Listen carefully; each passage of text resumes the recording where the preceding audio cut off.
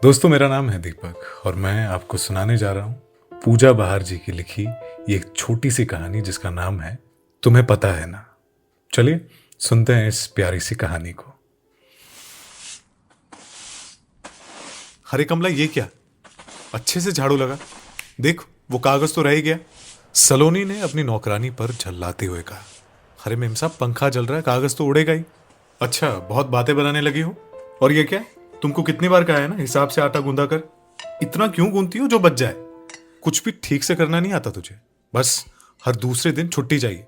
और मैडम के नखरे कम नहीं है, हर महीने पगार बढ़ाने की मांग, वो अलग।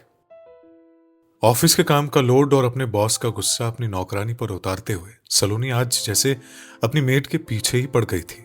बारीक से बारीक बात पर भी मीन मेख निकाल रही थी।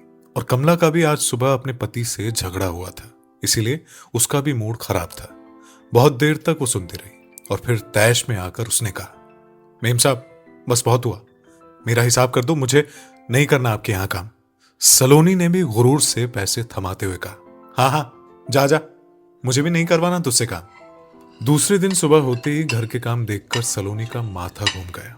उफ, इतना सारा काम। जैसे तैसे नाश्ता तो बना, बर्तन भी धुल गए, पर सफाई अभी भी बाकी है। कैसे होगा इतने कम समय में? उतने में ही आवाज आई, मम्मा, आपने मुझे जूठे गिलास में दूध दे दिया। छी, तुम्हें पता है ना, अनहाइजीन आई डोंट लाइक। जाओ, मैं नहीं पीता।